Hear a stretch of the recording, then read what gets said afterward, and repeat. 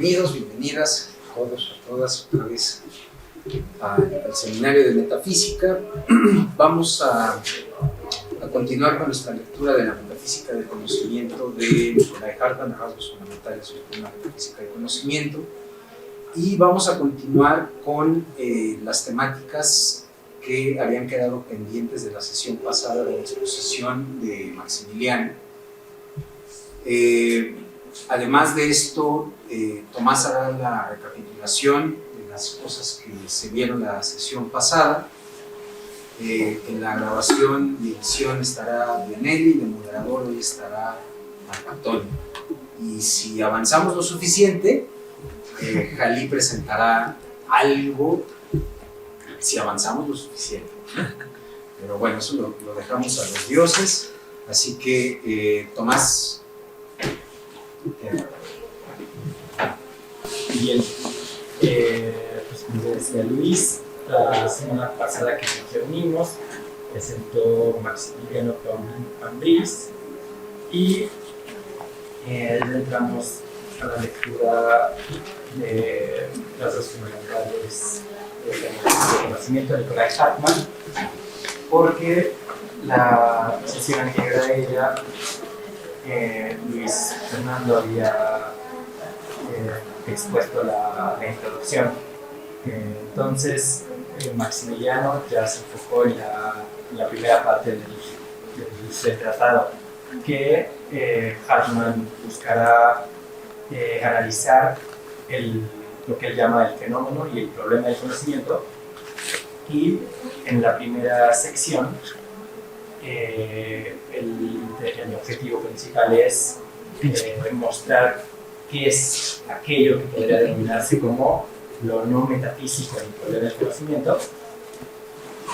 Y para ello, con este espíritu casi aristotélico que tiene Hartmann, lo que hace es hacer distinción tras distinción tras distinción, y por ello nos habla de tres clases de metafísica.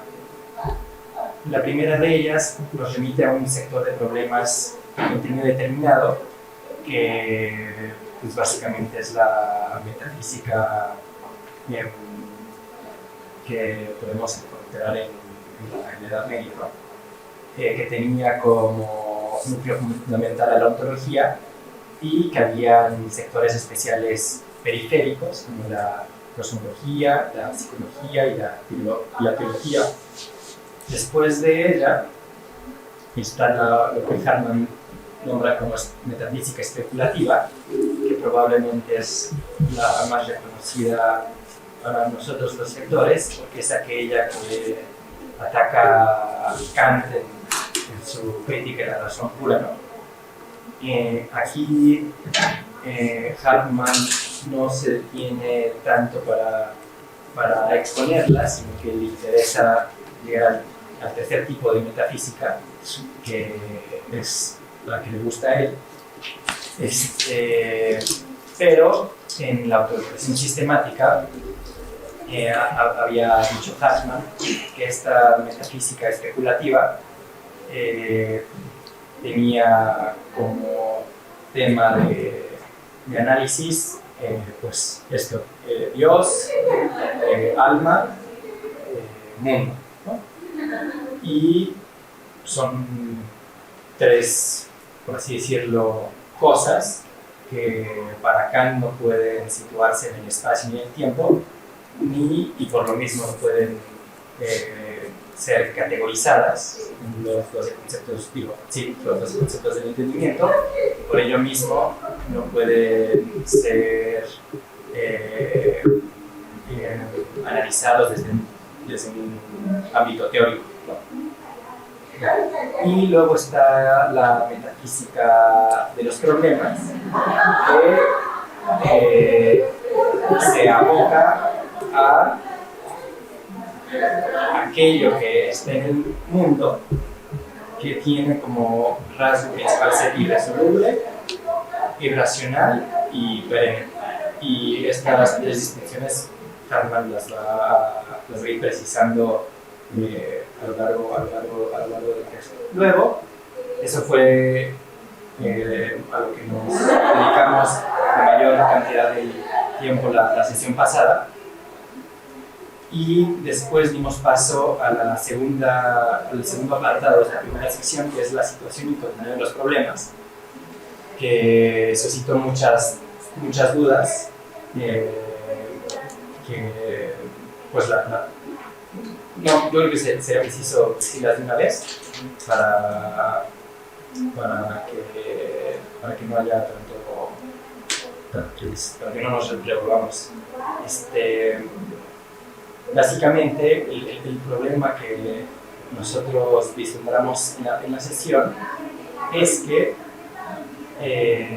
Hartman dice que hay un contenido de los problemas que permanece idéntico. No obstante, los seres humanos se encuentran en una situación histórica específica que de alguna manera logra poner la luz sobre alguna parte de este problema, ¿no? En ese sentido,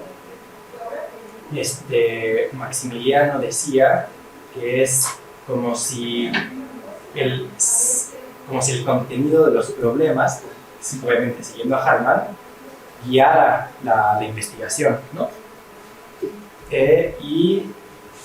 Pero al mismo tiempo es el ser humano en su situación histórica el que se aboca al problema, entonces el que le da la luz al problema. Y esto resultó confuso para el seminario, ¿no?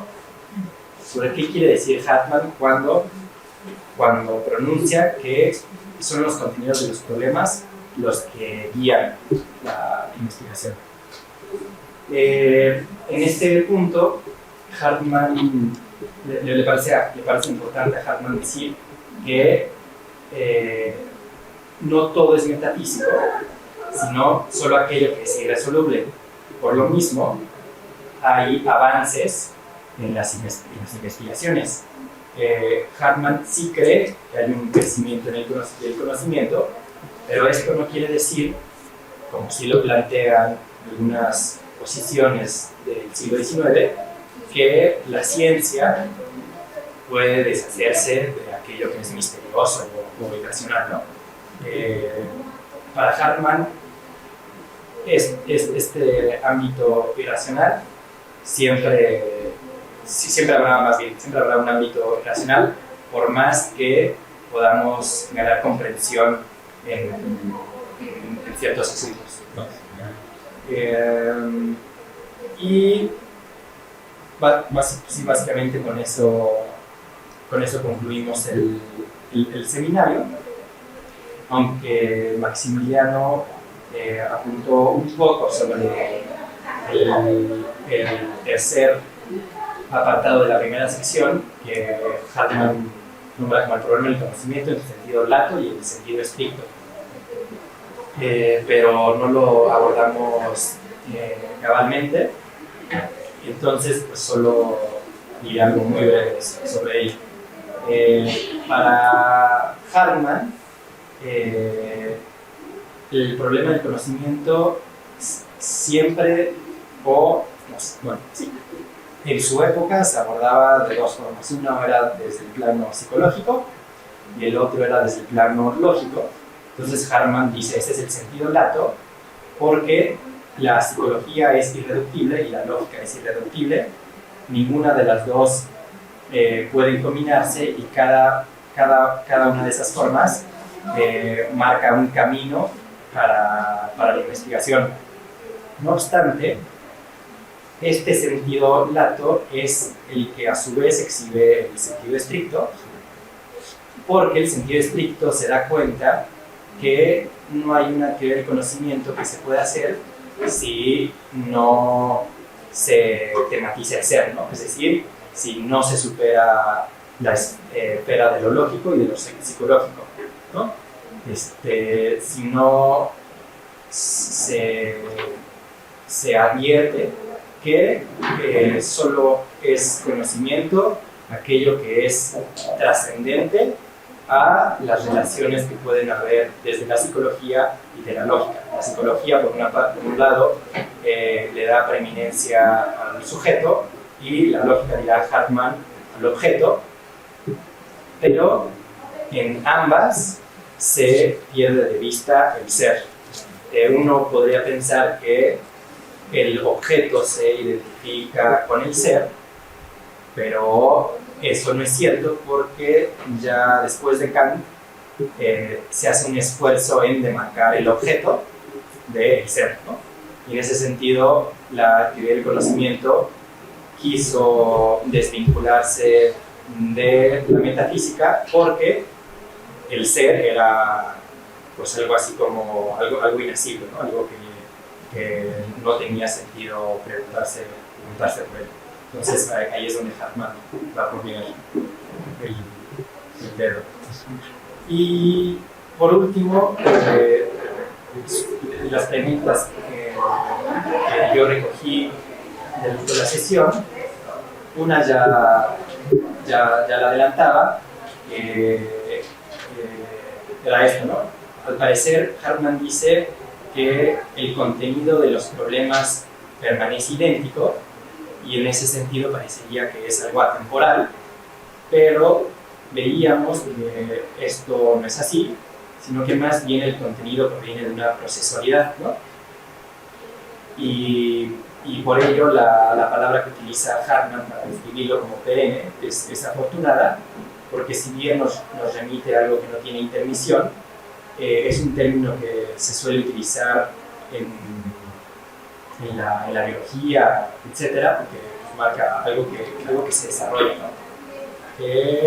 Y esa era una pregunta que se suscitó, pero que tal vez podría estar pues, ya resuelta. Y la segunda era si el problema, es decir, aquello que es irracional, es propio del ser o más bien algo que el ser humano le quita al ser, ¿no? Y veíamos que Hartmann es claro en la metafísica del conocimiento al decir que lo irracional es progemas, es decir, para nosotros. En ese sentido, lo irracional es el ser, solo se le puede hacer irracional al ser humano, tanto que, pues, diciéndolo también de forma poética, que la sesión pasada, digamos, a Becker, solo al ser humano se le abre la realidad como un misterio, ¿no? Es decir, solo el ser humano es el que pregunta por la realidad, solo el ser humano, ya desde antiguo, desde Aristóteles, es el que puede hacer teoría, ¿no? Y que contempla, y en ese sentido, pues los animales, las plantas, ya decía también Scheller, ¿no? Que las plantas son un organismo perfecto, ¿no? Porque no les hace falta nada, ¿no? Y los seres humanos sí nos hace falta muchas cosas. En ese sentido, solo a nosotros se nos abre el ser como algo irracional. Bueno, pues ya se adelantaron varios temas, pero bueno, entremos directamente en materia ya con el apartado C para otra vez no distraernos tanto. A ver, como ya adelantó Tomás, el problema del conocimiento en sentido lato es una subdivisión, es una división de diversas parcelas que están contenidas de un modo dentro del problema del conocimiento, y las dos principales serían la lógica y la psicológica, como bien se ha dicho.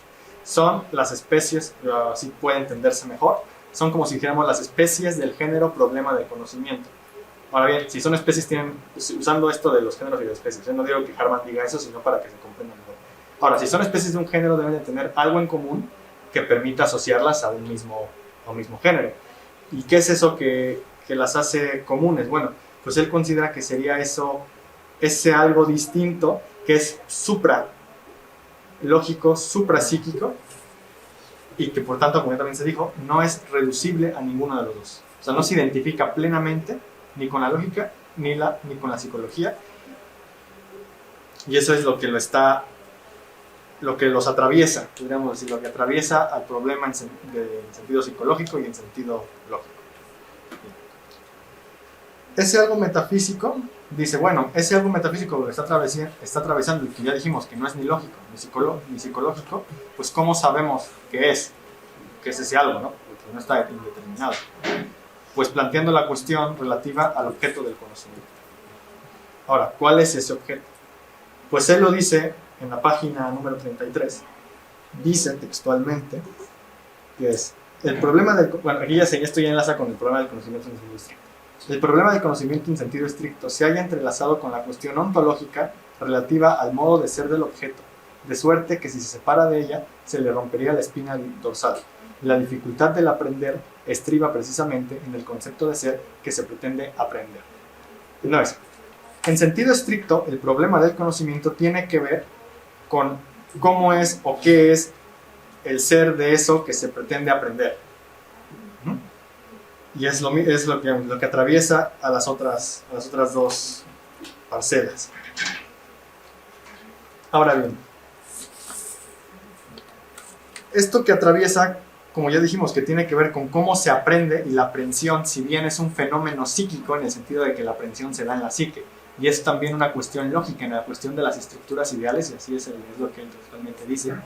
Como no es reducible a las dos, pues tiene que ver con eso, con justo el conocer, y eso es lo que dice que es lo gnosiológico. Y dice que lo gnosiológico, como, bueno, esto que es conocimiento, tiene que ver con lo del ser.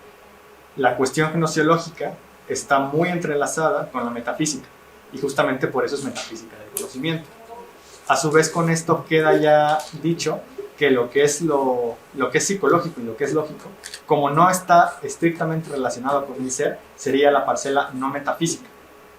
Y a partir de aquí él dice, bueno, ya hemos dicho esto, que lo lógico y lo psicológico es lo no metafísico, pero antes de entrar a lo metafísico, para entender mejor a qué hablamos cuando hablamos de metafísica, lo que es estrictamente metafísico, vamos a referirnos a lo que no es metafísico para entender mejor, por lo que sea por vía negativa, qué es lo metafísico.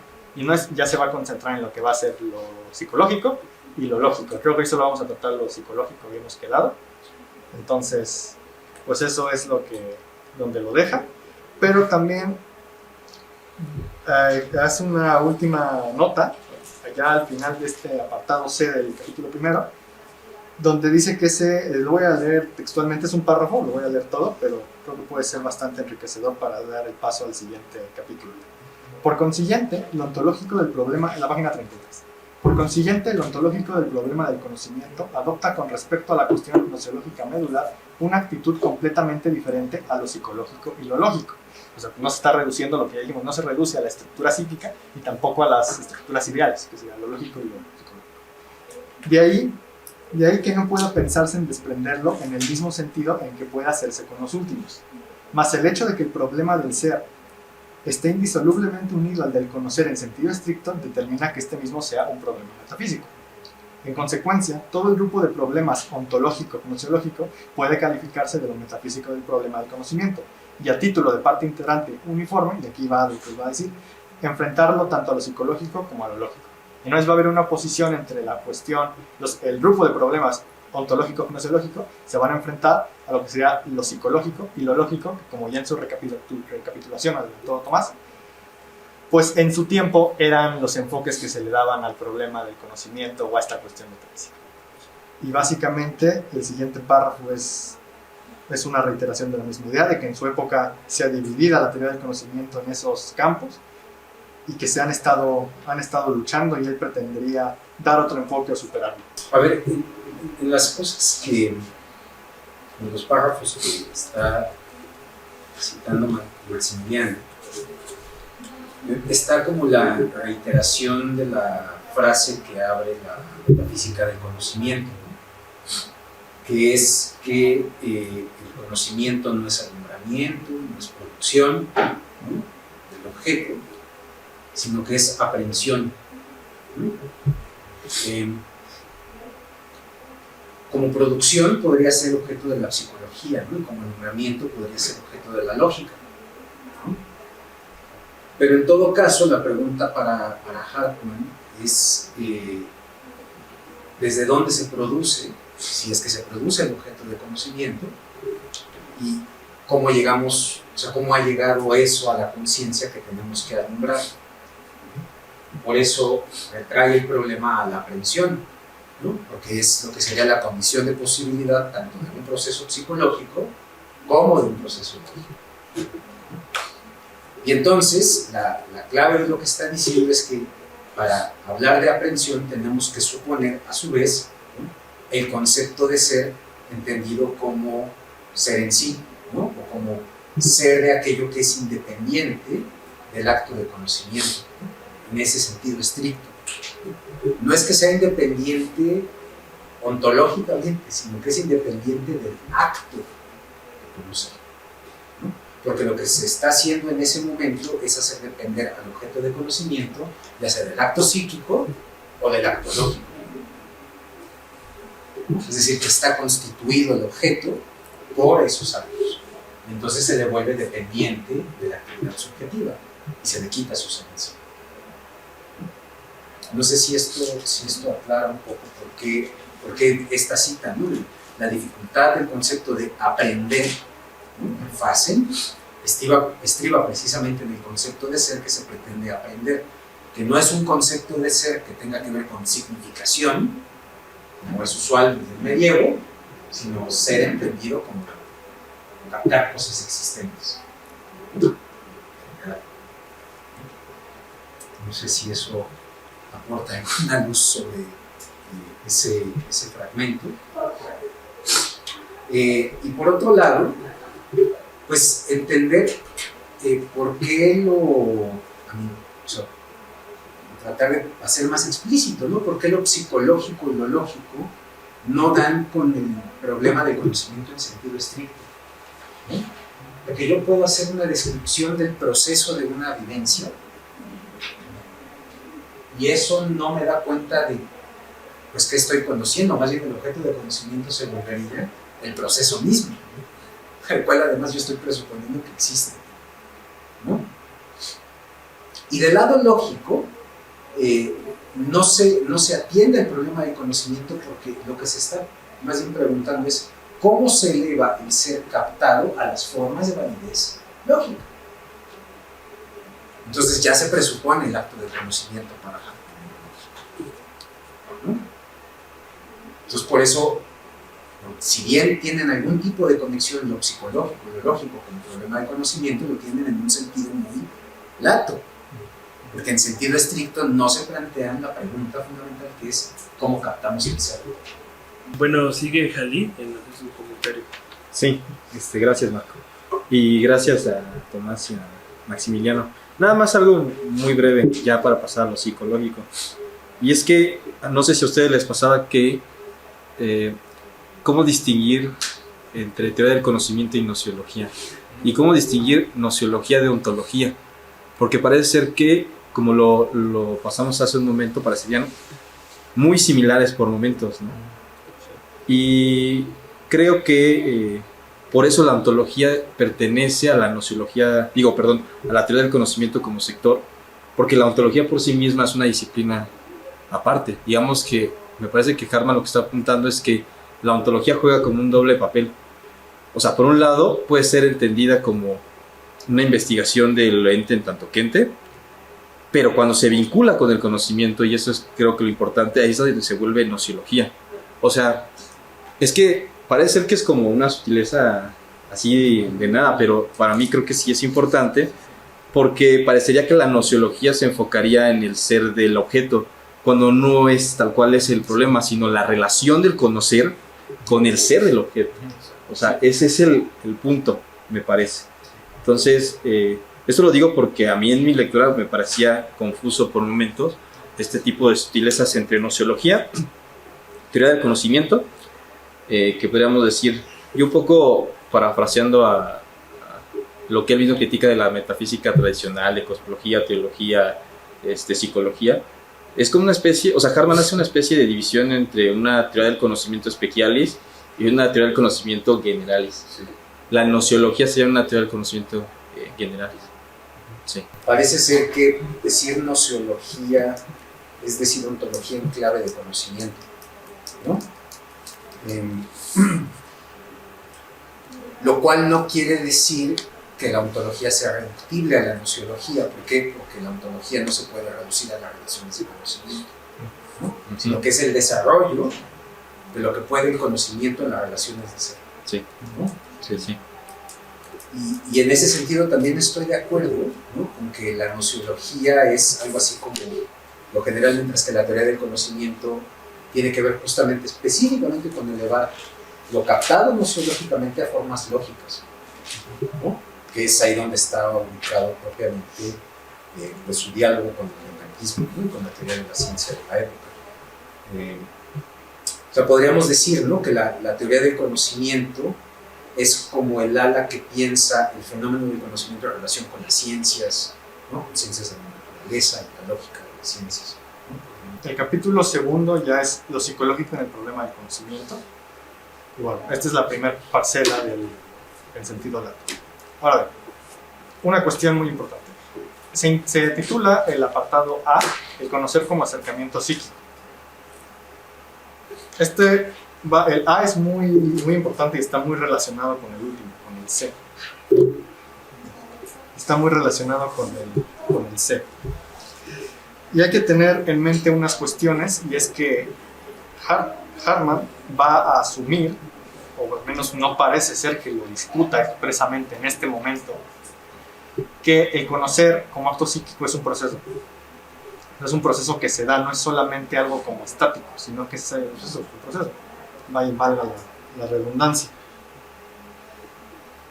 Y aquí va a decir, bueno, el conocer es un proceso que va a variar según dónde pongamos el acento. Ahora, ¿cuáles son los lugares para poner el acento? Bueno, él va a establecer algo que él va a considerar de ley. Es innegable que en todo proceso de conocimiento hay un sujeto, porque es la primera instancia. Pero lo que también es innegable, y aquí pues bueno, puede generar polémica, pero él así lo dice, es que también hay un objeto. O sea, tiene que haber ambos, tanto un sujeto como un objeto. Entonces, ahora sí, esos son los dos lugares donde se puede poner el acento y que nos va a arrojar un cierto resultado, que puede ser, si se pone el acento en el sujeto, hay dos opciones. La primera es que si se entiende el sujeto como lo supraindividual o como la estructura lógica que se repite en todos los individuos, sean estos fulano, sotano, merengano o que fueren, cuando lo entendamos así, esta concepción tiene que ayudarse de lo lógico, porque sería eso lógico que está en que es supraindividual y que está en todos, y eso sería idealismo y trascendentalismo. Aquí está Kant, en este aspecto, en esta concepción del sujeto. Otra forma de entender el sujeto es entender al sujeto como el sujeto empírico, que es este sujeto. Hace rato dije lo de fulano, no sé, es este sujeto, y puede ser tiene que ser este sujeto diferenciado del resto de sujetos. Puede ser quien fuera. Y cuando esto sucede, y a la psicología dice el que se inclina muchísimo a esta tesis, a entender el sujeto no como la estructura superindividual, sino como lo que sería la psique de cada sujeto concreto. Cuando eso sucede, y es lo que normalmente pasa en su tiempo, pues se degenera en psicologismo. Y aquí va a tener una polémica muy, muy notable y muy marcada con esto. Bien. Ahora, esto se relaciona con el punto C, como ya dije. El punto C trata propiamente sobre la gnosiología y la psicología. No es aquí, va a haber mucha relación con esto. Ahora, ¿cuál es el punto? Bueno, pues aquí va a estar operando la idea que acabamos de decir y que al inicio del apartado A del capítulo 2 dice, y es que todo proceso de conocimiento implica un sujeto y un objeto. Entonces, voy a hacer una cita de la página número 39 que dice: la actual relación como tal entre sujeto y objeto, relación que no es acto anímico ni estructura ideal. Y aquí volvemos a lo que se dijo hace un momento, que hay una relación entre el sujeto y el objeto, entre el sujeto que conoce y el objeto que es aprendido. Esa relación no es ni puramente anímica, o sea, no es una cuestión solamente de la percepción psíquica, pero tampoco es una cuestión solamente lógica de estructura ideal. Y eso es lo que ignora tanto la lógica como la psicología, ¿no? Y lo ignoran por lo mismo que ya hemos dicho, que esta relación, esta cuestión del aprender no es ni lógica ni psicológica, no es reducible a ninguna de las dos. ¿Qué es lo que pasa? ¿Dónde hay que poner la atención? Pues que justamente en la esencia de esto es la relación misma. Porque cuando estamos hablando, no es que el proceso de conocimiento es una relación entre sujeto y objeto, justamente ya lo estamos diciendo con las propias palabras, es una relación. Lo primero que decimos es una relación, no estamos diciendo es un sujeto o es un objeto, sino que ya es en sí mismo una relación que por tanto no podemos ignorar, según lo que él mismo está diciendo.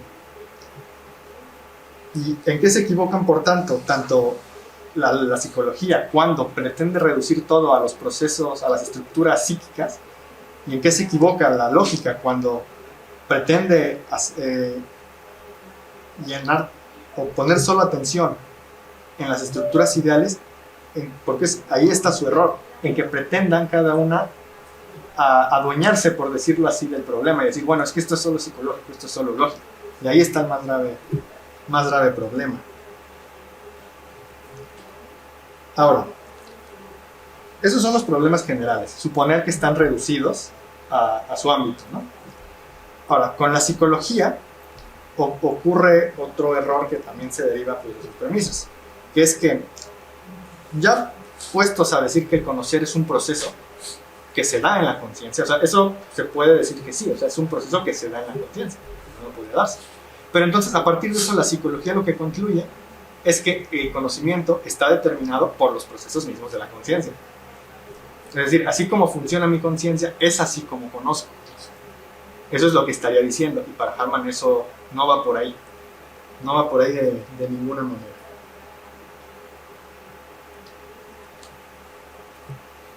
Y luego, ¿y por qué no va por ahí de ninguna manera? Pues a riesgo de ser repetitivo, pero es que estas son las ideas de él y tienen que quedar claras, es porque en realidad esa relación va más allá del sujeto. Es la relación del sujeto con un objeto que suponemos que efectivamente existe. ¿No? Y es eso, tiene que salir al exterior la relación, no puede quedarse en la psique, encerrado, sin relacionarse con ningún objeto, porque entonces habría un problema que ya se mencionó en la primera sesión, y bueno, a mí me parece que está muy bien formulado y me parece muy claro, de hecho lo dijo el profesor Luis, que es bueno, es que entonces conozco el objeto o conozco lo que conozco del objeto. Y si conozco lo que conozco del objeto, pues en qué medida realmente estoy conociendo el objeto. No puedo decir que realmente lo estoy conociendo. Ahora, pero esto, dice la psicología, él dice no lo logra, no lo ve, no ve este problema por ningún lado. Y se encuentra, por tanto, la psicología frente al problema del conocimiento. El problema del conocimiento se encuentra en una situación muy parecida a la situación en la que se encuentra la fisiología frente a la psicología. Y aquí, ¿cuál es la cuestión? Bueno, que la fisiología, pues, ¿qué es lo que explica? Bueno, pues explica pues, cómo se conectan las neuronas, este tipo de cosas, pero dice, la mera conexión entre neuronas no permite explicar cómo funciona mi psique. O sea, y esto es muy parecido, también otra vez, yo los ejemplos que traigo en este momento son para que se trate de entender más, para que pues, tenemos conocimientos filosóficos comunes y pues más o menos a partir de ellos poder entender. Y es muy parecido como cuando en el Fedón, líneas 98D y 99B, Platón, bueno, están hablando de Sócrates y Sócrates estaba haciendo su biografía y dice, bueno, es que no es lo mismo decir que si alguien pregunta, bueno, ¿y por qué Sócrates está sentado aquí en la cárcel? Y alguien dijera, no, pues está sentado aquí por sus huesos, por sus arterias, por sus músculos. Y bueno, dice, bueno, pero es que eso no explica, eso es aquello sin lo cual no podría estar aquí y está aquí, bueno, ya dice, está aquí porque considera que es lo mejor o por lo que fuere, ¿no? Entonces es una situación muy, muy parecida. Muy, muy parecida. Esos son los problemas que él encuentra. ¿Y qué es lo que pasa? Bueno, en esa distancia entre lo que son los procesos neuronales, se podría decir, y los procesos psíquicos, dice él, hay un hiatus irracionale que está entre ambos y que media entre los dos. Y pues hasta ahí deja el apartado A propiamente. Bueno, para ir entendiendo, entonces podríamos decir que de alguna manera Hartmann no ve las cosas como procesos, sino como relaciones. O sea, que el proceso no explica o no termina de dar por satisfecho a la relación, porque si estamos viendo como una relación de sujeto-objeto, dejamos de fuera el proceso, ¿no? O sea, o sea, el proceso sí importa, pero no termina de explicar la relación, ¿no? Sino la relación, el proceso es como consecuencia de esa relación, ¿no? Y la relación tiene que explicarse de más, o sea, tiene que explicarse de mayor forma o con otras consecuencias, porque es lo que estoy más o menos entendiendo con eso, de que no estamos hablando del proceso, sino de relaciones. Ahorita con el ejemplo que él puso, igual, no importa el proceso fisiológico por el cual se pudo sentar, sino el hecho de la relación de él estar sentado en ese lugar y por qué no. Bueno, Donde hay relación, hay alteridad necesariamente, ¿no? Y donde hay alteridad, hay afección, ¿no? Para que pueda haber relación. Luego puede haber fenómenos de autoafección, ¿no? Fíjate, eso queda ahí todavía. Pero lo que está tratando de decir Hartman es que tanto que haya afección se desencadena un proceso, y el proceso solamente es comprensible a partir de aquello que está en relación, ¿no? Y entonces, hoy en día está muy de moda esto de decir ontologías de relaciones y procesos, y creen que solo Whitehead lo hizo, ¿no? Y algunos fulanos del siglo XX como más recientes. En realidad Hartman ya pensaba en esa clave. Entonces, lo que quiere decir con la idea del proceso es que una cosa es el proceso psicológico, otra cosa es el proceso lógico, y otra cosa es el proceso de aprehensión, que está vinculado con el proceso lógico y con el proceso psicológico. Y ambos son tres clases de relaciones. O sea, cada uno de esos aspectos tiene un tipo de relación.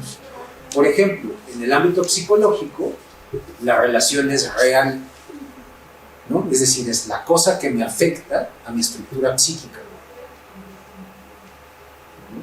En cambio, en el ámbito lógico, se trata de cómo yo elevo eso que me ha afectado, eso de lo cual yo tengo una pasión en el alma, para decirlo con los griegos, ¿no? Cómo lo elevo a una expresión que sea comunicable, ¿no? Y eso es otro proceso, porque si yo ahorita, como el otro día nos pasó en la clase, que quisimos hacer unos ponens, inmediatamente, es que fue muy chistoso, porque estábamos hablando de cómo se construye un silogismo en Aristóteles, ¿no? Estamos buscando la función del término medio, y tratamos de hacer razonamiento, e inmediatamente el pensar no pone las expresiones en la estructura lógica, sino que uno tiene que hacer un proceso de decir, ok, ¿cómo tienen que estar ordenados los términos para que esto sea un razonamiento válido? Y eso es un proceso. Un proceso que es un proceso psicológico, pero también que tiene que ver con elevar lo concreto a formas lógicas universales. Y eso ya no es psicológico. ¿Ya viste? Entonces, luego creo que sí, fulano, lo decíamos ahorita, que con su cantidad de distinciones un poco puede ser abrumador.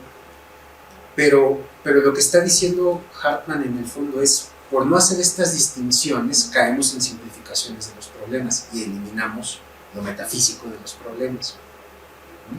Entonces son tres procesos que se fundan en tres clases de relación, ¿no? Tanto a nivel psicológico, nociológico. sigue Halley. Va, gracias. Nada más que, sí, creo que tu pregunta, o sea, entender tu pregunta, Marco. Sí, o sea, el problema que yo veo con el psicologismo no tiene que ver con que sea un proceso, porque al final, hacia donde creo que está apuntando Hartman, es que la captación del ente es por su realidad, y las cosas reales tienen proceso. O sea, no, el problema no es que haya una posición entre relación y proceso. Y pues bueno, ya lo demás lo dijo Luis, ¿no? Que pues relación y proceso van de la mano. Sí, pero porque incluso creo que el problema es que sea solamente una relación, un proceso mental. Ese es el problema del psicologismo.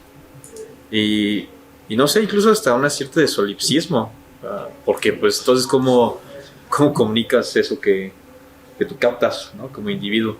Creo que hacia allá va como apuntando, pues. Nada más será eso. Para uno de los fallos que ve Hartman a la fenomenología, ¿no? Es que no puede deshacerse de la correlación entre el de sujeto y objeto, ¿no?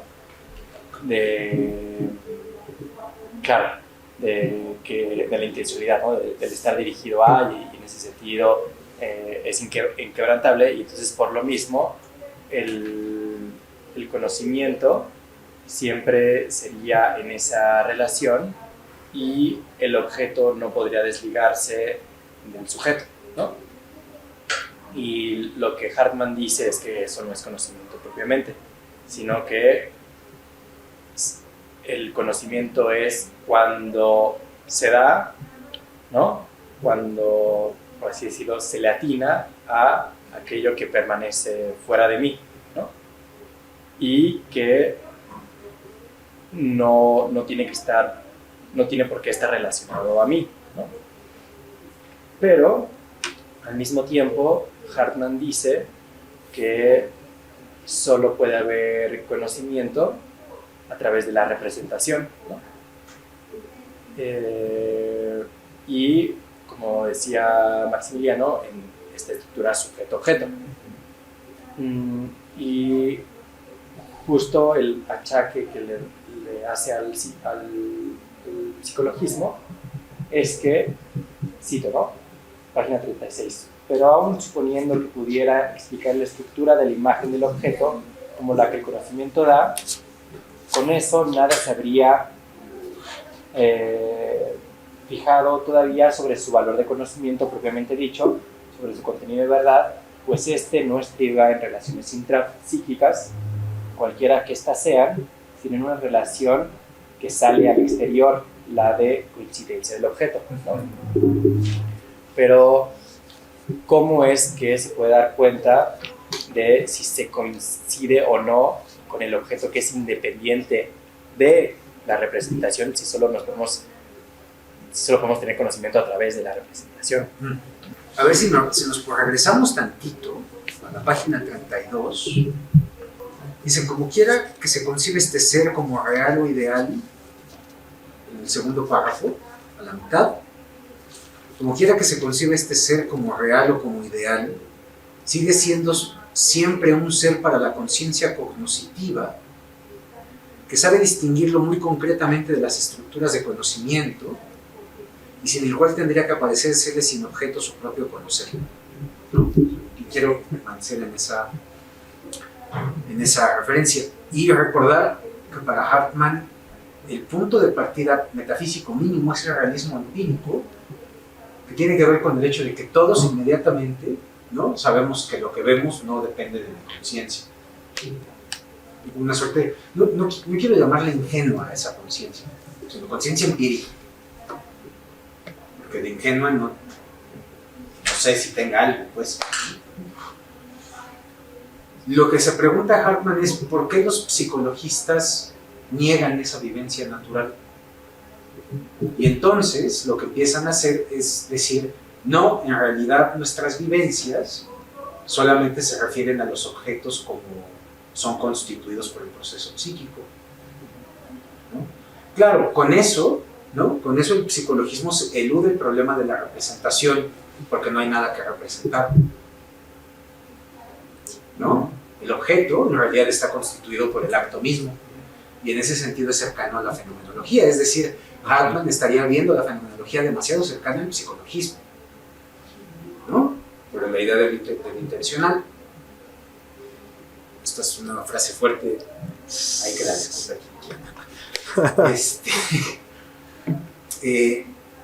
Y la cuestión está en que en realidad ahí ya se ha hecho suspenso de nuestra conciencia inmediata del mundo, ¿no? O sea, por eso Hartman diría que ya es un punto de vista construido, porque nadie vive referido únicamente a los objetos que conoce, sino que lo que vive lo refiere, pues, a lo que ve, ¿no?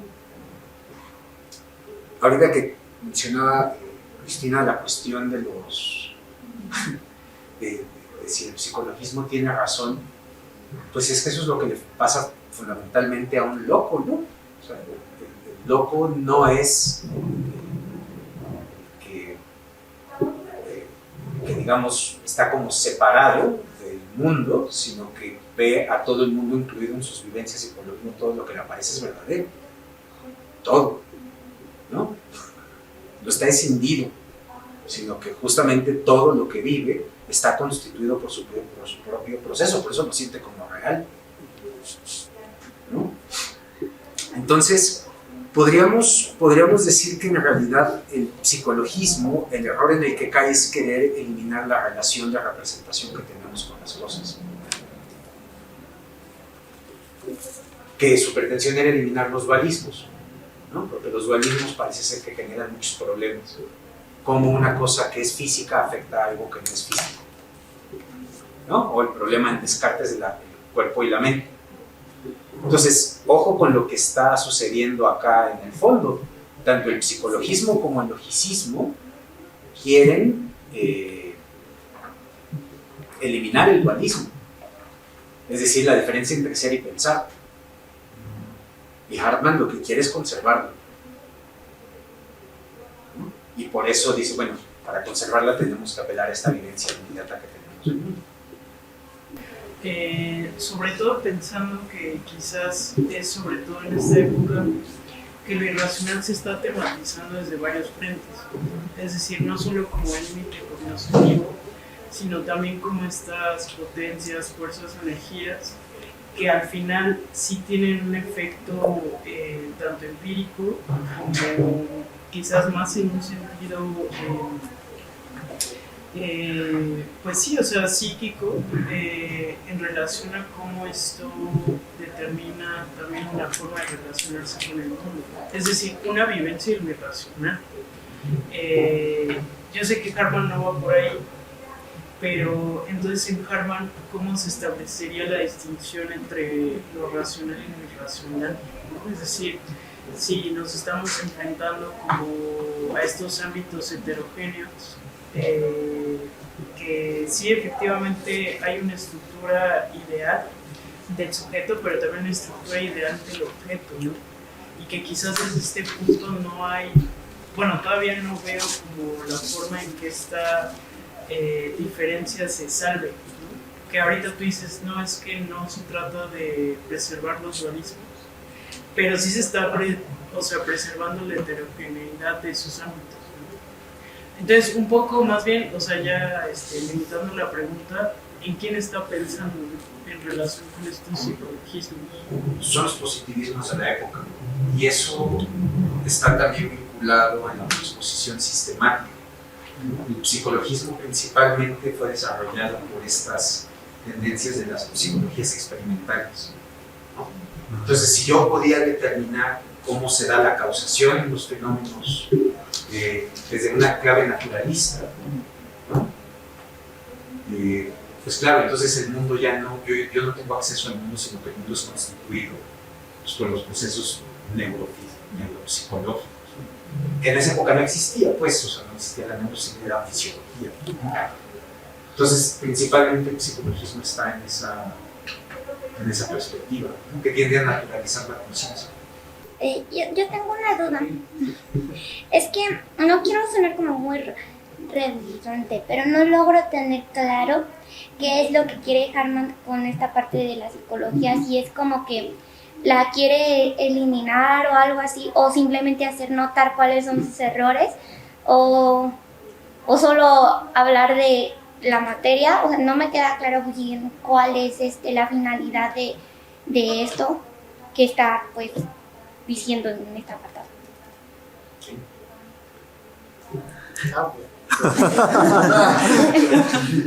Es el expositor que nos diga. Distinguirlo. O sea, a mi parecer lo que quiere hacer es marcar sus errores. O sea, decir que lo que a él le interesa, que es el problema del conocimiento, no puedes tratarse solo con psicología, ni con solo lógica. O sea, es decir, no, es que es un error suponer que solo lo podemos tratar con una de las dos, porque es algo que las trasciende ambas. No es, sí, de hecho inmediatamente se va a decir, sí puede incidir en lo psicológico, no se trata de abandonarlo, pero no se trata de solo ver eso. No es la cuestión, va más bien por no rechazarla tajantemente, y lo demás si lo hiciera, pues él mismo estaría cometiendo una gran falta a sus principios, pero la cuestión es simplemente decir que no nos podemos concentrar solo en eso.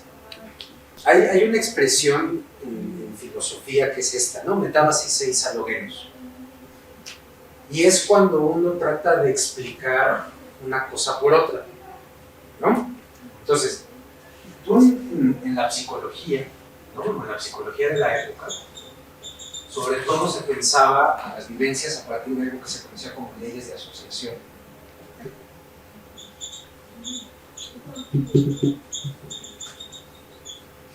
¿Sí?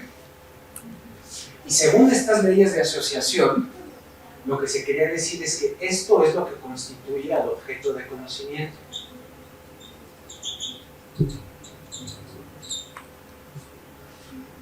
Pero dice Hartman, ¿no es que esto produce más bien a la representación? Y no estamos haciendo pasar las leyes de la formación de la representación por leyes de lo que las cosas son. Entonces quiere señalar cómo esta explicación está saliendo de sus límites, que es explicar únicamente cómo se da la concatenación de las vivencias, pero no me están diciendo cómo se concatenan esas vivencias con las cosas. Y entonces, más que señalar un error, es señalar un límite. Es decir, tú no puedes dar cuenta del fenómeno del conocimiento, tú me das cuenta del fenómeno de los procesos psíquicos, y está, sí, súper. Pero no pretendas que con eso te puedes adueñar del problema.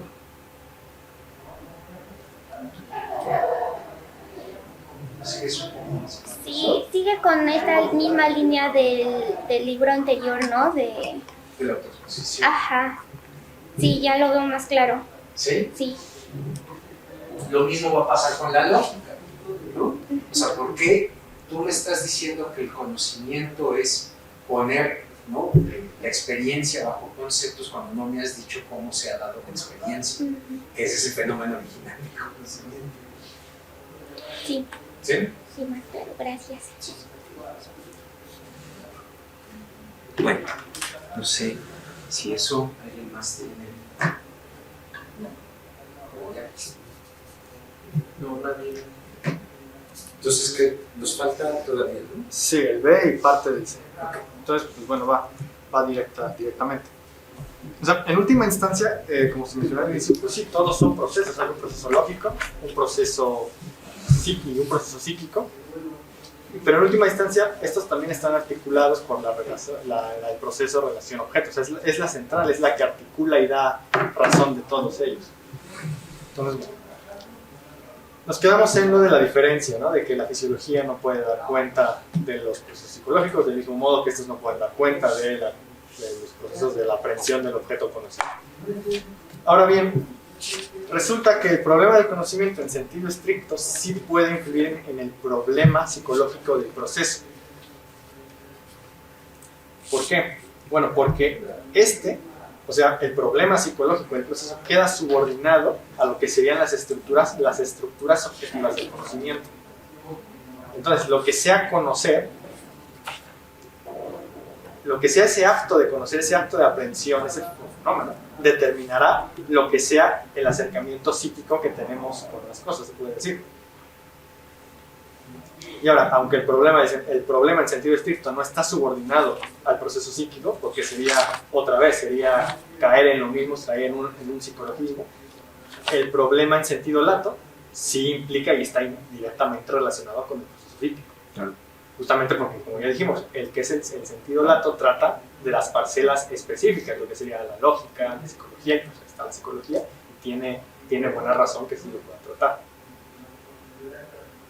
Pero aquí, justo aquí hay una cita que ya viene muy a cuento de la última duda y que vas para recalcar, está en la página número 37.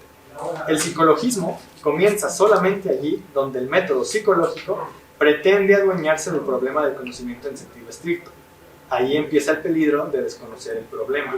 El problema que sería lo que mencionamos en el capítulo anterior de la aprehensión del objeto, que tiene que ver con la relación sujeto-objeto. Ahora, perdón, voy a decir el antropologismo, no tiene que ver. El psicologismo lo que hace es amenazar a la lógica y a la nociología. A la lógica, ¿por qué? Bueno, tiene que ver con las dudas que se han planteado. O sea, si el conocer es simplemente lo que se me presenta a la psique, pues entonces eso no obedece a ningún la lógica. Es así como se me presenta o así como se me afecta. Y con eso la lógica ya pues, estaría temblando. Y esto nuevamente no se trata de decir, es que tenemos que ser solo lógicos, sino es que si, lo que él dice, no, es que no se trata de que tenemos que ser lógicos o tenemos que ser psicológicos, es que tenemos que ver la visión en conjunto. O sea, no podemos quedarnos con uno solo. Sí, adelante. Es que hay una cosa bien peculiar que sucede en el psicologismo, que es que tratan de derivar las leyes lógicas de las formas como se concatenan las vivencias, ¿no? Y entonces, para el psicologismo, por ejemplo, no hay la formación de un objeto a partir de, o sea, de vivencias contradictorias. Y entonces, a partir de eso, se deduce de la formación, de la concatenación de las vivencias, que no puede haber contradicción. Pero pues eso es como realmente alejado de la vida, porque claro que tenemos vivencias contradictorias a la vez, ¿no? Entonces, ese tipo de fenómenos son los que a Hartman, y sobre todo a la fenomenología, porque el combate que hizo la fenomenología es el psicologismo, ¿no? Es decir, yo no puedo derivar, ¿no?, de la estructura real de los procesos, pues las formas ideales a las cuales nosotros tratamos de elevar esos procesos. Entonces, insisto, ¿no? El problema es que en el psicologismo se trata de deducir lo lógico de la propia corriente real de la conciencia. Y eso pues, es justamente negarle a la lógica su estatuto propio y autónomo, ¿no?, frente a los procesos reales. Perdón.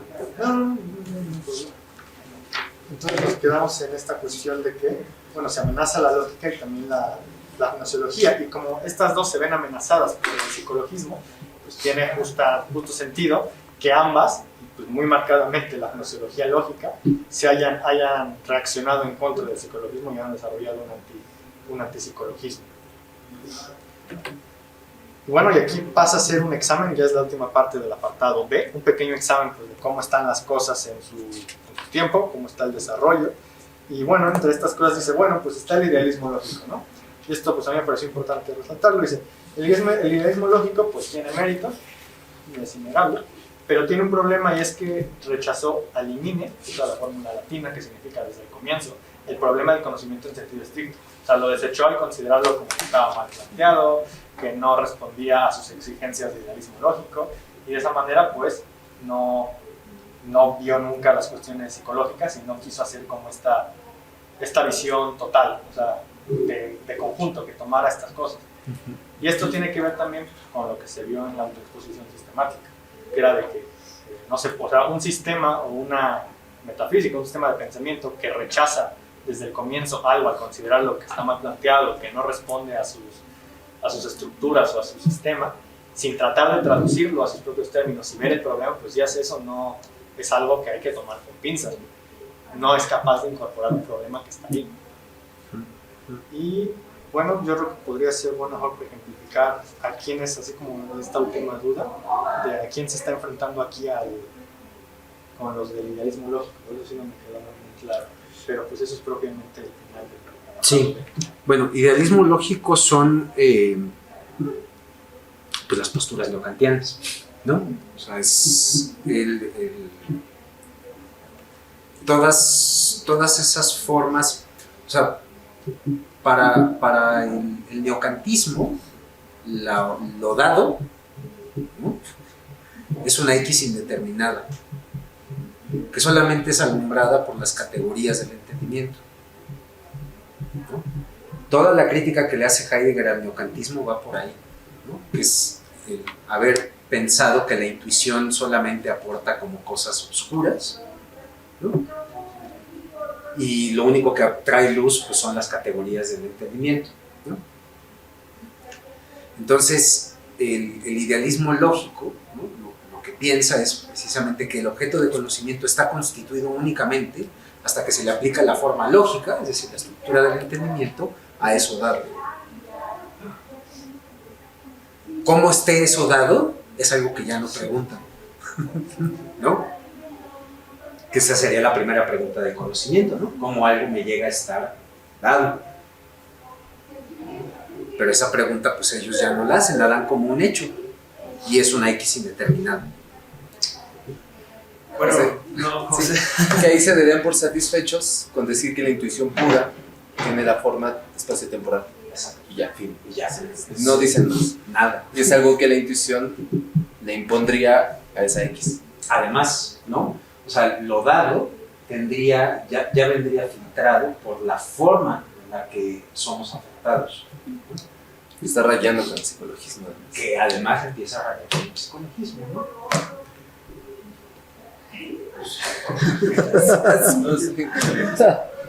José, Yo tenía una duda de lo que decía Luis. Si el psicologismo dice que se derivan las leyes lógicas de la concatenación de experiencias, pues eso ya me suena que se están abstrayendo, ¿no? Y eso a mí ya me suena a lógica clásica. O sea, pues digamos, el concepto es la primera operación, ¿no? En donde se abstrae fenómeno o objeto sin afirmar o negar nada de él. Entonces, o sea, están utilizando la misma lógica del psicologismo para considerar que todas estas concatenaciones te dan esas leyes puras, abstractas, o qué onda, ¿no? O sea, están utilizando la lógica para demeritar la lógica. Quieren buscar el origen de lo lógico y lo psicológico. Y no a lo lógico como algo que existe en sí, Sí, ¿no? sí. Porque o sea, un poco la idea de la lógica formal es que no está limitada al espacio y al tiempo, Sí. ¿no? Y eso les parece, para el positivismo de la época, que no quiere saber nada de trascendencias, les suena como pues, una suposición metafísica. Entonces lo que quieren hacer es decir, oye, pues si lo lógico es lo que rige al pensar, ¿no será que el pensar es lo que constituye a lo lógico? Y por ahí sí se fue la investigación, ¿no? Sí. Que no estoy diciendo, o sea, ojo con lo que está diciendo Hartman, ¿eh? No está diciendo que no muestren nada, nada más que no dan con lo estricto del conocimiento, ¿no? Porque por otro lado, pues está abriéndole la puerta a la fisiología y a las neurociencias, pero así de decir, bueno, pues ustedes hagan lo que quieran con la psicología, nada más no digan que eso nos va a decir que es el conocimiento. Sí. Tiene sentido. Kalim, Sí, es que de lo que dijiste no lo había notado, pero sí tienes toda la razón. O sea, parecería que el psicologismo ya hace uso de lo lógico y pretende dar cuenta de lo lógico, ¿no? Sí, es como un poco la paradoja, pero precisamente eso se va a aclarar ya cuando Jackson, porque uno de los sentidos de lo lógico es la lógica formal, y la lógica formal es estructura formal de los contenidos de la conciencia. O sea, es uno de los ámbitos posibles de la lógica, pero no es el único, precisamente. Y ahí sí habría como, o sea, yo sé que para los lógicos eso sería como, pues no manches, ¿no? Porque es peligroso en el sentido de que no conservas la universalidad, la necesidad que ellos pretenden. Y es ahí donde empiezan a hacer sutilezas como de, no, es que no es lógica del pensamiento, del pensar, sino del pensamiento o del juicio, para tratar de salvar este tipo de relaciones con la psicología. Pero ciertamente hay una lógica que está emparentada con lo psicológico, y creo que va por ahí, o la lógica del pensar más que la de lo formal. le damos la palabra a Tomás. Sí, la pregunta que hizo Maximiliano sobre quiénes son estos idealistas lógicos, que Luis respondía que eran los neokantianos. Sí, estoy de acuerdo, pero o sea, no es que los neokantianos demeriten la intuición y enaltezcan los conceptos, el entendimiento. Se enaltece los conceptos y el entendimiento para la ciencia, ¿no? Para lo gnoseológico, pero no es que el otro se tenga que tirar. Por ejemplo, esto lo dice Windelband, ¿no? Que o sea, en el neokantismo hay dos escuelas importantes, la de Marburgo y la de Friburgo, la de Baden, la de Heidelberg, creo que la ponen como la del sudoeste. Y en la del sudoeste, como las tres grandes personas eran Windelband, Rickert, Lask, ¿no? Y esto dice Windelband. Cuán distinto el mundo que la ciencia de la naturaleza reconstruye ante nosotros. Por muy plásticos que sean sus puntos de partida, la meta de conocimiento a que esta ciencia aspira son siempre teorías, son en última instancia fórmulas matemáticas a que se reducen las leyes del movimiento. Esta ciencia deja atrás, sí, en un proceso auténticamente platónico, reducidas a apariencias, si en realidad las cosas concretas reveladas por los sentidos, las cosas que nacen y mueren para remontarse al conocimiento de las necesidades regidas por leyes y que planean e imperan sobre cuanto acaece en una inmutabilidad sustraída al tiempo. Partiendo del mundo coloreado de los sentidos, prepara un sistema de conceptos especulativos con los que pretende captar la verdadera esencia de las cosas escondida detrás de sus fenómenos. Un mundo hecho de átomos, incoloro y sin acento alguno, en el que no se percibe el menor aroma terrenal de las cualidades de los sentidos. Es el triunfo del pensamiento sobre la percepción. Esta ciencia indiferente hacia lo perecedero echa el ancla en lo que eternamente permanece igual a sí mismo, no indaga lo variable como tal, sino la forma invariable de las variaciones. Tan profundo es el antagonismo que media entre estos tipos de ciencias empíricas, y siendo así, se comprende que tenía forzosamente que desencadenarse entre ellas, como en efecto se desencadenó la lucha por conseguir una influencia decisiva sobre la concepción general del mundo y de la vida abrazada por el hombre. Tenía que surgir necesariamente, como surgió la pregunta, ¿qué es más valioso para la meta total del conocimiento humano?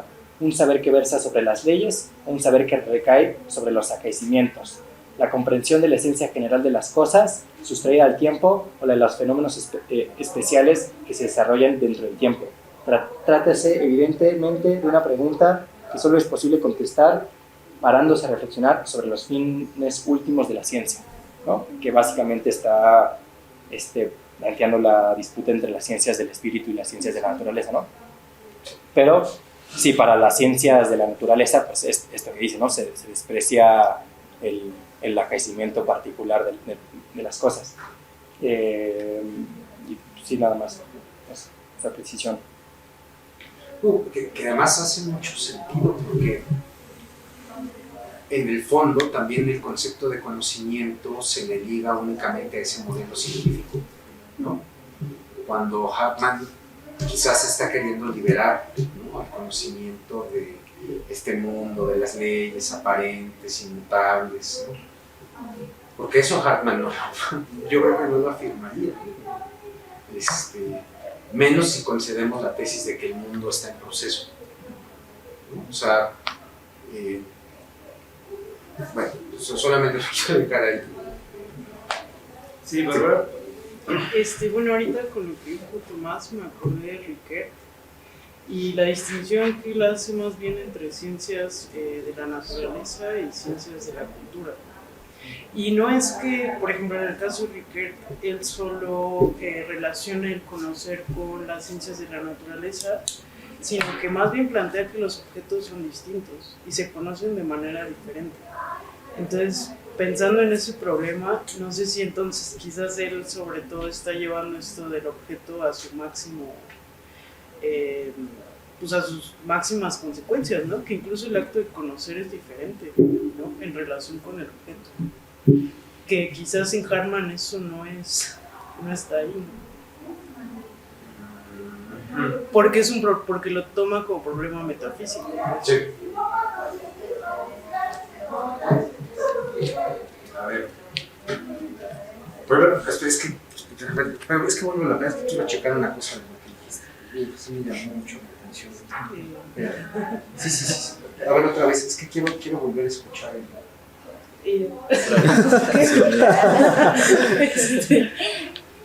No, eso no. Sí. Y implicaría modos de conocer distintos. Ajá. Es que ahí es lo que no sé. Y que Rickert lo salva en la cuestión del conocimiento de la cultura, también con la cuestión de las categorías. Pero no tiene que ver eso justamente con la idea de las dos vías de conocimiento. A ver. A mí lo que me encanta es que están riqueteando y eso me parece... Yo también quiero decir algo. No.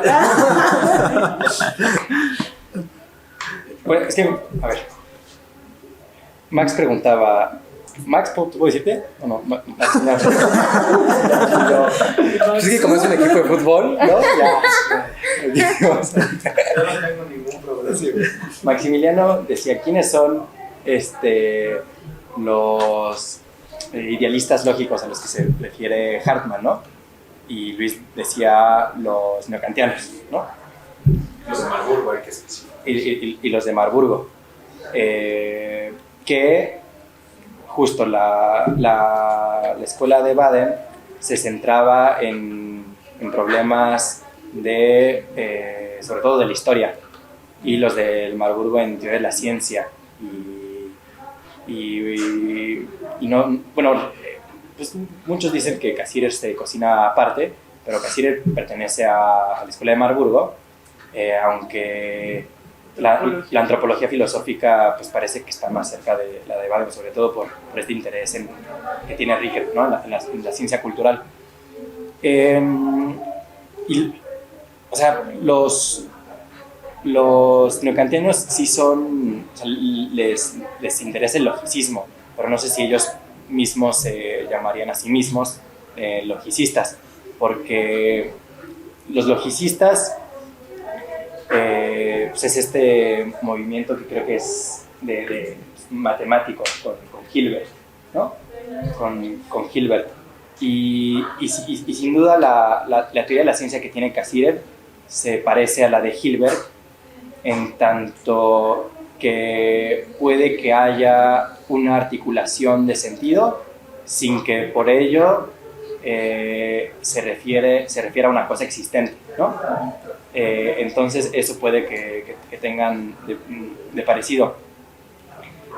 Pero los neocantianos, así como los fenomenólogos, un poco lo que le contaba a Jalí, pues desprecian al positivismo y al psicologismo, ¿no?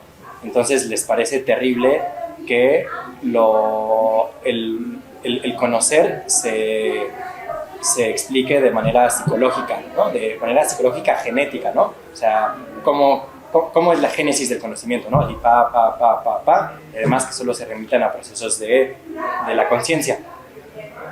Rickert tiene un texto que se llama Las dos vías de la teoría del conocimiento, y entonces dice, la primera vía es la genética, la del psicologismo, ¿no? Que atiende al sujeto, que da sentido, bla, bla, bla, y la segunda es la que empieza desde el objeto, la lógica, ¿no? Y Rickert dice, es preferible la del objeto, ¿no? La lógica. Pero ahí dice que hay que hermanar ambas, porque también le parece importante la parte psicológica del proceso del conocimiento, pero encuentra, o sea, dice, esta es la forma psicológica en la que se da el conocimiento, y luego hace un capítulo, una sección entera de los errores que tiene esa postura. Entonces sí, le gusta más el ámbito lógico. Eso no quiere decir que para Rickert los objetos de la historia no tengan que ser reproducidos de manera científico-natural, ¿no? Es decir, tiene que haber un método propio de la historia que haga justo esto que dice Windelband, ¿no? Que muestre el acaecimiento particular, que no lo puede hacer las ciencias positivas, porque lo que hacen es abstraer, ¿no? Y entonces, abstrayendo los casos particulares, pues hay una ley que sirve para todos los casos. Dice Rickert, eso no puede suceder en el método de la historia, pero en los dos métodos de digo, en los dos caminos de la teoría del conocimiento, no habla de la historia. Bueno, es que quería justamente revisar dónde estaba la diferencia entre Rickert y Windelband. Y no está, o sea, justamente lo que quería checar era si se distinguía por el hecho de que consideran la diferencia de objetos. Y acá, lo que estoy revisando es que comparten en realidad la idea de que, más bien, las ciencias nomotéticas y ciencias ideográficas tienen el mismo objeto, pero se distinguen precisamente por el método. Uno es que la generalización y el otro es la descripción de lo singular. Digo, solamente para aclarar que la diferencia no es tanto de objeto, sino de método, creo, para ambos. Y eso no está alejado del hecho de que en una u otra vía, ¿no? En la ciencia, o sea, ya sea en la vía nomotética o en la vía nomográfica, ideográfica, perdón, lo que opera es una cierta clase de lógica, ¿no? Que produce cierta clase de conceptos, ¿no? Eso solamente para señalar eso. Para Hartmann, ¿no? Y esto es lo interesante, es que en realidad pues las ciencias no se distinguen, o sea, esto lo dice, no lo dice acá, pero para Hartmann no hay ciencias, hay ciencia, ¿no? Y esa ciencia tiene muchos métodos, ¿no? O sea, como que esta distinción de biología y tal, a él en realidad como que dice, todas son ontología, ¿no? Y es, pues es muy radical en eso, ¿no? Porque aquí la biología conoce otra cosa que el ser, ¿no? O sea, fundamentalmente. Entonces, claro, lo que sucede es que los objetos mismos van requiriendo métodos, ¿no? Y también depende para conocer qué cosas, ¿no? Porque, por ejemplo, para Hartmann, pues no se trata de conocer la constitución biológica de las cosas, sino sus principios. Entonces, una cosa es el método que yo empleo para conocer, ¿no? Algo como muy empíricamente, y otra cosa es la reflexión que se hace sobre sus principios. Esa sería como la variación que creo que no es tan distinta de lo que está diciendo Windelband, ¿no? A ver, y es que esto suscita una cosa bien peculiar. Yo no creo que Hartmann lo que quiera es decir, pues, o sea, ni los neokantianos, ni los fenomenólogos, ni los psicologistas tienen la razón, ¿no? Sino que lo que está tratando de decir es cuál es la parte de razón que lleva cada una de esas perspectivas, más que descalificarlas, ¿no? Y en ese sentido, hacerlas productivas, ¿no? Para los propios intereses que tiene, que son intereses ontológicos. ¿Sí? Creo que por ahí va la cosa. No sé si eso dice algo o nada más me hizo confundir más. Pues era cuando Aline preguntaba, bueno, entonces, ¿qué pasa con lo psicológico? ¿Cuál es el objetivo que tiene Hartmann? ¿Desecharlo? ¿No? Y Max le decía, pues no, ¿no? O sea, en tanto que en tanto que para el proceso de conocimiento hay un sujeto y un objeto, es tanto necesario la psicología como la lógica, pero no podemos tomar a ninguna de las dos como las formas primordiales para explicar el acto del conocimiento, ¿no? Sino que hay que incluso rebasar ambas, porque ambas nos están refiriendo al ser, ¿no? Es decir, hay que hacer lo dice Hartmann, ¿no? Una metalógica y una metapsicología. Sí, sí, que es la ontología, sí. ¿No? Y, en forma de nociología. Y sobre todo, también lo que le decía a Jalil, en la parte que le tocará el exponer, quién sabe cuándo. algún día le tocará exponer, es que Hartmann se muestra súper buena onda con el tratamiento lógico del problema, ¿no? Dice, no, pues hay un chorro de cosas buenas que hicieron estos cuates, pero ya nos dirá Jalil. Ya nos dirá Jalil. Bueno, a ver, les leo una parte. Esto es la entrada de Windelband, no, de Rickert en la enciclopedia de Stanford. Y es interesante lo que dice acá, bueno, lo voy a ir traduciendo así, como ojo de buen cubero, ¿no? Al mantener su objeción sobre el carácter pictórico de la teoría del conocimiento de Windelband, ¿no? Con esto de lo ideográfico, Rickert refuta la perspectiva de que las ciencias empíricas simplemente figurarían a la realidad como es en sí misma. Esa es la posición de Hartmann, ¿no? Esa es la posición de Hartmann. En vez de ello, la tarea de las ciencias empíricas es remoldear un Bilden, ¿no? Y ahí está la tesis que quiere rechazar Hartmann, ¿no?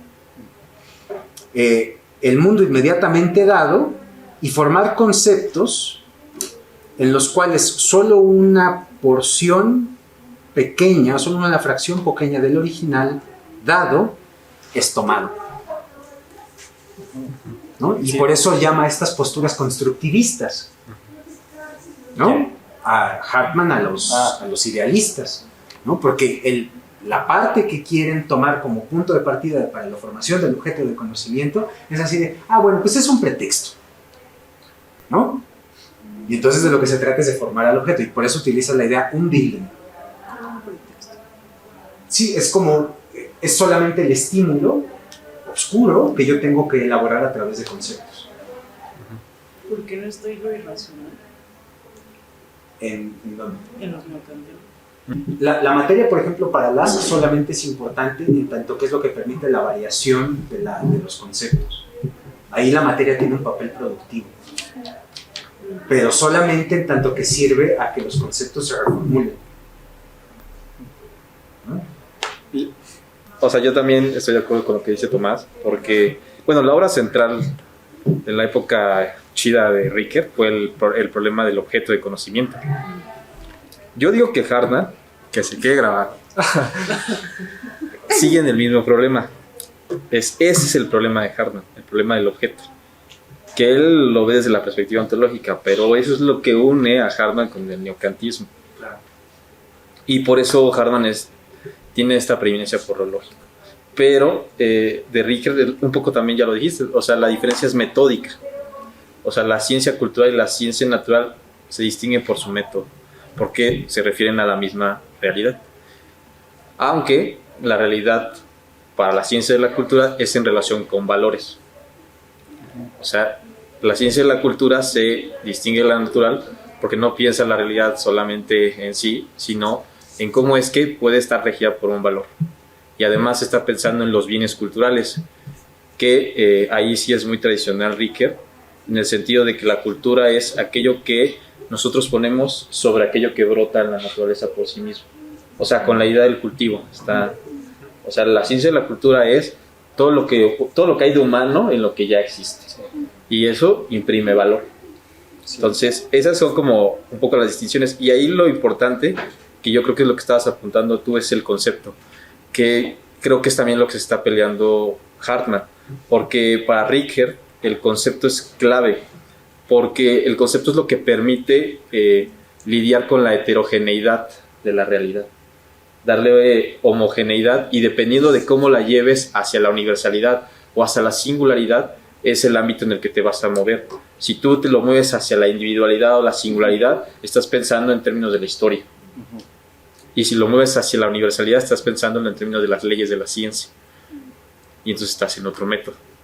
Pero, pues todo el problema que ellos van a tener es precisamente, bueno, ¿cuál es la unidad de los métodos? ¿No?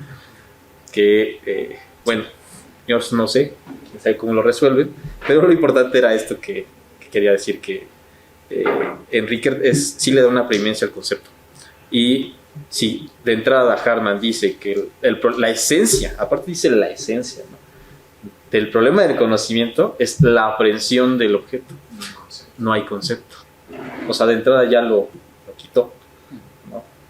Que me resulta peligroso, pero ya eso lo diré en su momento. Ya nada más. Bueno, entonces le damos la palabra a Tomás. Gracias, Jali. Sí,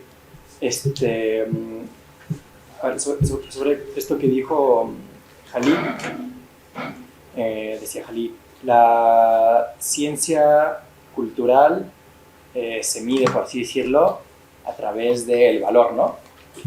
Sí, pero la ciencia natural también se mide a través del valor. Por ejemplo, para Rickett la verdad es un valor, ¿no? Y luego, si hay algo así como lo irracional en el neocantismo, se habla mucho de el hiatus irracionalis, ¿no? El hiato irracional, que si no recuerdo bien, lo utiliza Lask en su tesis de, no sé si es de doctorado de habilitación, que es sobre el idealismo de Fichte, que no está traducido, pero pues ya cuando aprendamos el Cuando lo traduzcas tú, ¿no? que Sí, o sea, cuando somos un equipo. Les voy a mandar y ahí página por eso. Pero bueno, ahí si es que hay algo irracional, es este hiato irracional, que básicamente es cómo las ciencias naturales abren un hiato irracional en tanto que no se están refiriendo a la realidad, sino al concepto, ¿no? Es decir, hay un hiato irracional entre el concepto y la realidad. Nada más que abre el hiato irracional entre los procesos anímicos, Los físicos y los y además entre la esfera del conocimiento y la esfera de la acción, ¿no? O sea, como que no hay un tránsito claro entre lo que puede explicar el psicologismo en el ámbito del conocimiento. Igual ahí tienen razón, pero ahora explica la acción a partir de unos procesos psicológicos. Y ahí, pues no manches, justificas cualquier clase de barbarie, ¿no? Pues, digo, ¿cómo reacciona uno ante la agresión? Bueno, si no fuéramos seres morales, reaccionaríamos de determinada manera.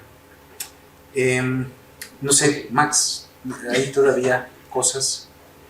Pues realmente es lo que ahorita estaba revisando del apartado C. Yo creo que solamente ya es insistir en unas cuantas cosas de lo de la psicología, que va a ser ya como repetir, pero pues se puede despachar en unos 5 minutos, creo que es el problema. Entonces,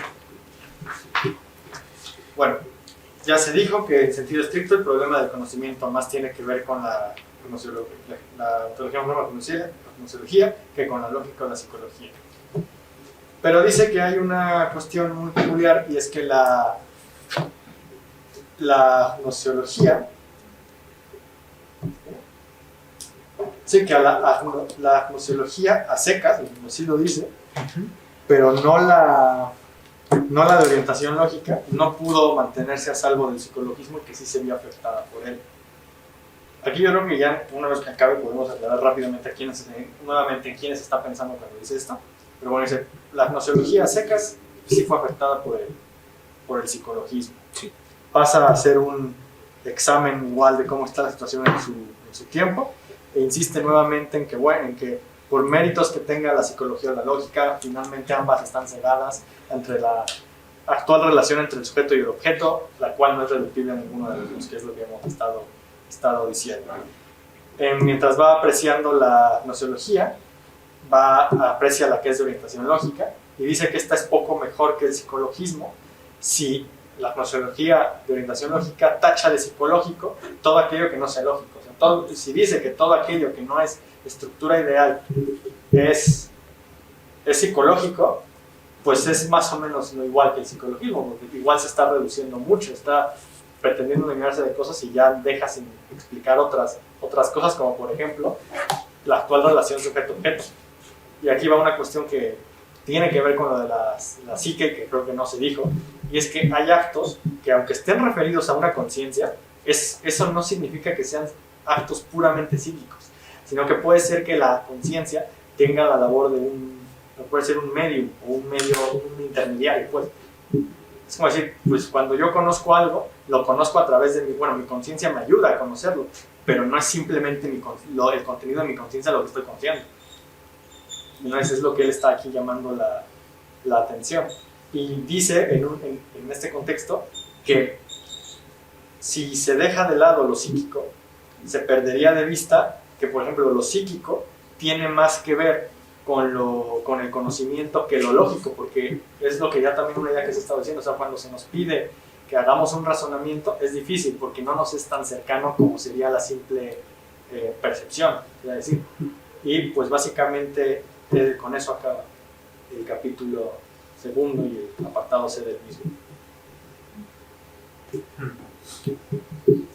A ver, es que, o sea, tendríamos que entender la relación de conocimiento, ahora sí que en sentido amplio y en sentido estrecho, ¿no? En sentido amplio, la relación de conocimiento implica el aspecto psicológico, que es algo que se da enteramente en el sujeto. Habría el lado lógico, que es justamente cómo se eleva la relación real entre sujeto y objeto a formas de expresión ideal. A Hartman la que le importa es esta. Esta real en términos de aprehensión.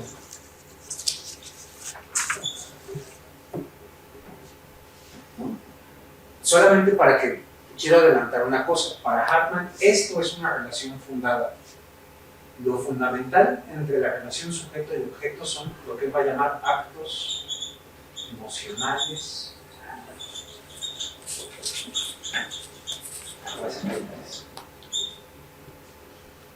Es decir, todo acto de conocimiento está fundado en un acto emocional.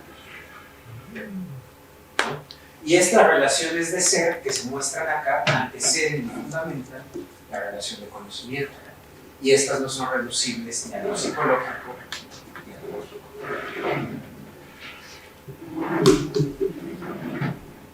Digo, esto no lo va a explicar específicamente acá, sino que lo va a explicar en el tomo 1 de la ontología, ¿no? Donde pone al fenómeno de conocimiento en conexión con estos actos trascendentes, que también el conocimiento es un acto trascendente. ¿Sí? Pero entonces, ¿cómo vamos a comprender aquello emocional? Tiene que ver, lo dice tal cual, el padecer, el sufrir, el esperar, el anhelar, todo eso es lo emocional. ¿No? Tiene que ver sobre todo con cómo nos afectan las cosas. Y por eso no puede desprenderse de lo psicológico. Por eso Sí, no puede desprenderse claro. de lo psicológico. Exacto. Exacto. Por eso no podemos eliminar esta parte del conocimiento. Nada más. Le damos la palabra. Sí, ahora que ya estás ahí en modo profesor, tienes que responder. Sí, no, pero no, porque te va a preguntar algo que no viene en estos apartados y que me pregunto por qué no lo está tematizando ahí. Y lo dijiste tú al final. O sea, la trampa del psicologismo y el logicismo es que se conciben como opuestos. Y Hartman dice, no son opuestos. ¿Qué es lo opuesto a lo lógico? Lo no lógico. Pero en ese juego, ¿no?, de distinción es como muy Platón. O sea, entre ser y no ser hay algo ahí en medio. En este caso es lo metafísico. Entonces yo lo que me preguntaba era, con esto del meta, con lo no metafísico, ¿está aludiendo al no ser? Y esa es la pregunta. O sea, Hartman, ¿cómo está tematizando el no ser? Porque habla así de que la captación de los entes y de que los modos de ser, pero nunca dice esto del no ser o la aprehensión falsa. O sea, ¿qué papel tiene ahí la falsedad y el error? Ya digo lo que está ahí de profesores, que nos adelante. Y la autoexposición sí habla, ¿no? Y no sé. Sí. No me acuerdo. Sí, creo que sí. A ver, dejen al no ser en paz. Pero sí quedémonos con lo falso, ¿no? Sí. Lo falso tiene, o sea, lo interesante para que haya una conexión con lo real es que tiene que haber por medio de la representación.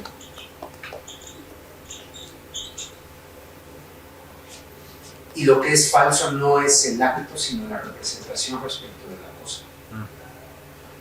Ok. ¿Cómo? ¿De nuevo? Lo falso es la relación que se puede, e igualmente lo verdadero. No es el acto de conocimiento, sino lo que produce el propio conocimiento, la formación que produce el conocimiento, que es la representación, y la conexión de esta con las cosas, es lo que puede ser verdadero o falso. Aristóteles. Pero entonces los actos emocionales no son objetos de representación, son su fundamento. Exacto. Aunque son lo dado, entonces. Sobre esto representamos. Y de hecho representamos menos o más de lo que nos está dando, emocionalmente. El conocimiento es menos potente que la emoción, aunque parezca lo contrario, ¿no? Por su rigidez y todo esto, en realidad le daba más peso en las emociones. Ya veremos. O sea, tiene su corazón, sí. Tienes el hombre duro no es tan duro. Ya. Bueno, pues creo que, bueno, además por cuestiones de que tenemos que devolver el equipo, con esto cerraríamos la sesión de hoy. Nos vemos hasta abril, ¿no? El 1 de abril.